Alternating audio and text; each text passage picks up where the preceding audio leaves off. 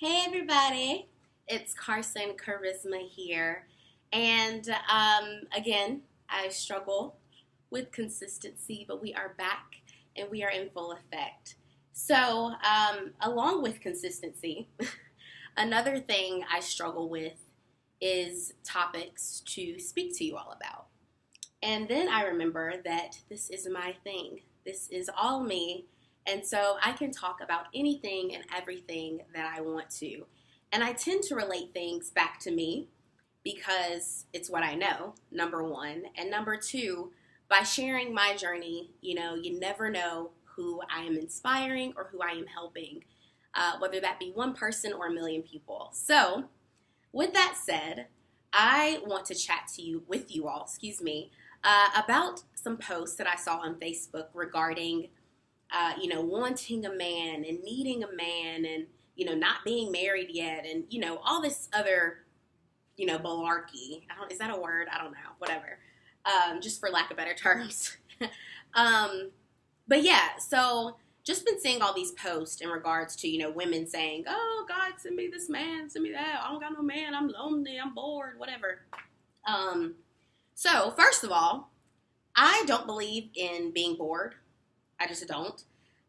Because there's always a place you haven't been. There's things you don't know, books you haven't read, movies you haven't watched, like whatever it may be, I don't believe in being bored. There's something you could be doing besides sitting around being bored. Like, there's new ways to make money. Like, I don't believe in being bored, number one. Number two, in regards to needing a man, I've said it in regards like 10 times. Sorry about that. But again, in regards to needing a man, just a little bit about me. I'll start there. Prior to moving to Chicago, which has been a fantastic journey thus far, I was in a pretty serious relationship. I mean, we lived together, and we were pretty serious. We even talked about marriage. So, I was like madly in love, and vice versa. And so we ended up, going our separate ways for various reasons, and I won't get into all of that. But we're still really good friends and love him dearly. He's a great guy. But I had to take a second to step away and get to know me. I was not fully present in the relationship. Although I was very much, oh, I love you, I will spend the rest of my life with you, you're great, oh my gosh. And as much as he did anything and everything for me, amazing guy. I still was kind of like, no, stop, right? Because I wasn't fully ready to embrace, like, love. Like, that's a really scary thing. It's very scary. And a part of my reasoning for not embracing him fully in the relationship fully is because I hadn't really embraced myself fully.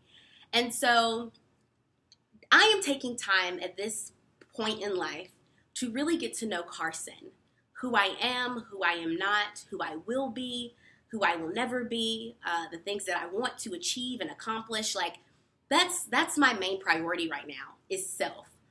And so when I see these posts about needing this and needing that, like, just question yourself. Like, you want a man, but are you really ready for it?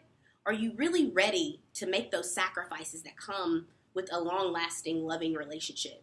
Are you really ready to give your all to someone? And don't get me wrong, being in a relationship doesn't mean you forget self completely and you just sacrifice everything. But there are certain sacrifices you have to make when you're in a relationship.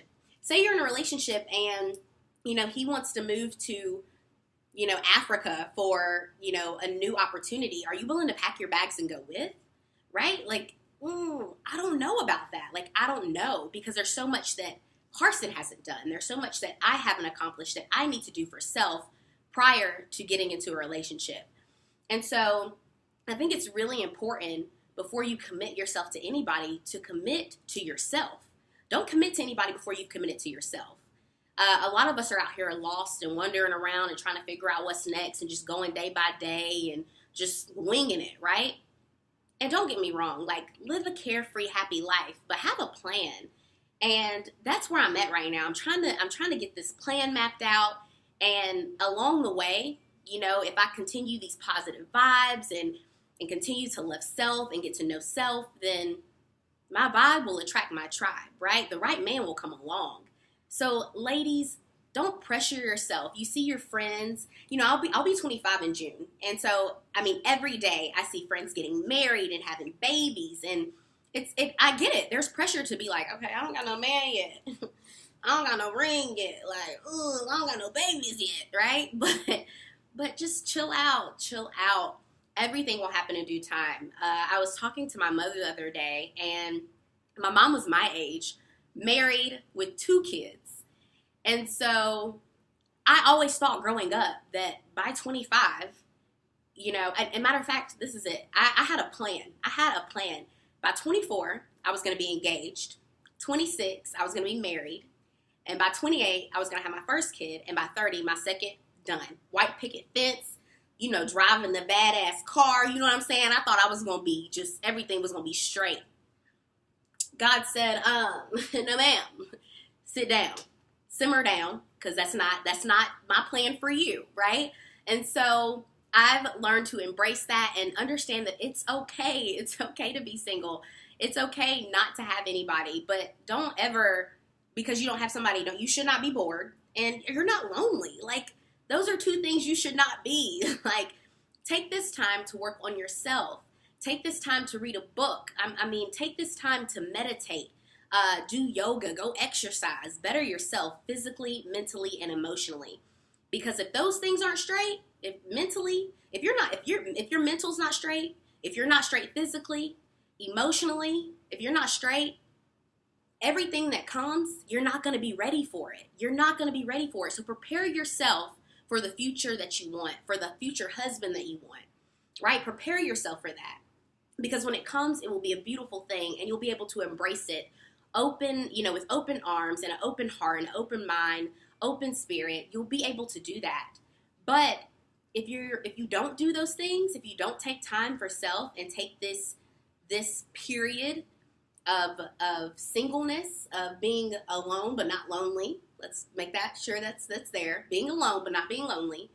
If you don't take this time to really learn who you are, then everything that you encounter will fail. Right? You can't sit at the table if you haven't brought anything to it. It's just that simple. My parents have been together almost 30 years.